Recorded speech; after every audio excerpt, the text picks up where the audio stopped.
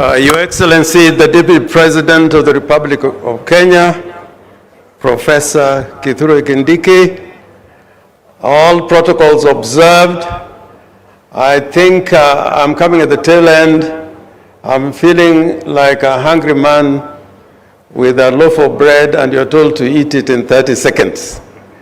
I'll not attempt to do that. First, I want to note that CIA has a lot to offer, and next month we are going to have an investment conference similar to this one in CIA. I hope some of the partners here, whom we have also talked to, are not going to be fatigued and give up on CIA. If we can talk about everything about resources, I think in CIA we can talk about many resources in CIA, but the most important resource is human resource in all its portfolio. And historically, if I want to talk about the availability of human resource in the Republic of Kenya, the first Vice President of the Republic of Kenya came from Siaya. The first barrister came from Siaya, trained in the Inns of Court in England. The first group of professors in the country who were lecturing in Makerere and abroad came from Siaya, and recently we lost Professor Bethel Ogot, and I hope I'll carry your condolences and sympathies to the family of Professor Ogot. Now, I just want to note as a preamble that I'm very happy about some intervention the national government has undertaken together with the county, and I like the integrated approach. Like recently, we had a multi-ministerial delegation from Interior, from MITI, that's the investment ministry, from roads and communications. We had people from Kenya Shipyard talking about investing in the same place so that it is done in a planned manner. And that is about the port of, we are trying to build in Usenge. But more relevant to what we are discussing today, I wanted to say this. I think having listened particularly to what Senior Oparanya said, we should, in an investment conference, address the issue why we are not attracting as many investors as we wish. And investment conferences have taken place.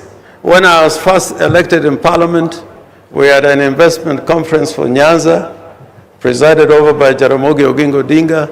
So it has been an ongoing conversation. One of the things that we learned when we had recently the investment conference hosted by Governor Nyong'o and sponsored by the Afrexim Bank. And we were talking about how investors can come directly to counties. And we found out there were so many roadblocks to an investor who wants, let's say, come to Siaya. We need to look at the legal framework to make sure that an investor who wants to invest in a county like Siaya can come there directly without legal hurdles. And I want to give a practical example of this. I was in a conference in Cairo where we were talking about urban and municipal development. And many delegations were going to Afrexim Bank signing deals. But we were busy at the conference talking about what we must do. And when we addressed the issue why that was happening, they said we should address the legal framework that makes it possible for investors to come directly to counties.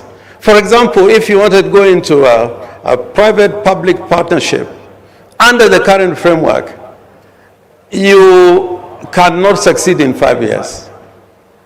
you cannot succeed in 5 years. And it has not been done. The counties that have tried have not succeeded. So I think we need to look at that framework.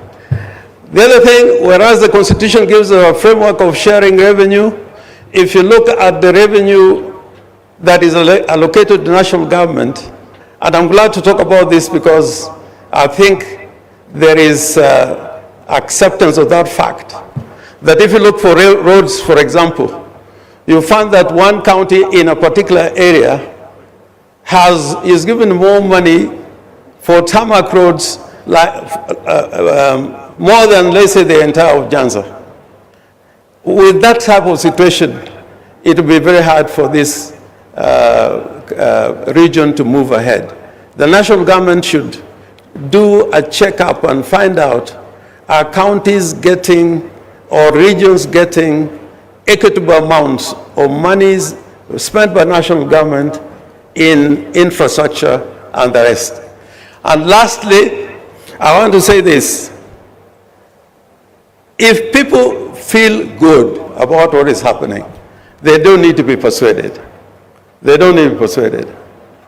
When Kibaki took over, in the first 6 months, there was a feel-good factor. And I'm challenging ourselves that having gone through these processes and in election cycles, we need to take measures that the ordinary Kenyans at the end of the day can say, we feel good, what is happening to us, what services are being delivered to us. And this investment conference will deal with this issue if you can open up the counties and the regions. I don't want to go beyond that. I thank you, and thank you very much, the organizers. Thank you very much, Jim. Could I ask the deputy governors who are here to just stand and wave? I see my deputy governor is there, Dr. Willie, and others. Please, where you are. I'm sorry, this light is too strong. But anyway, thank you so much. Mr. Deputy President, thank you very much for letting us share your time. I'm sure that what has been said here is useful to your ears. And please come again to Kisumu and stay longer. I will be a very good host. And you know why I say so. Asanteni sana. Asante sana. Tafadhali kila mmoja naomba kwa heshima tusimame.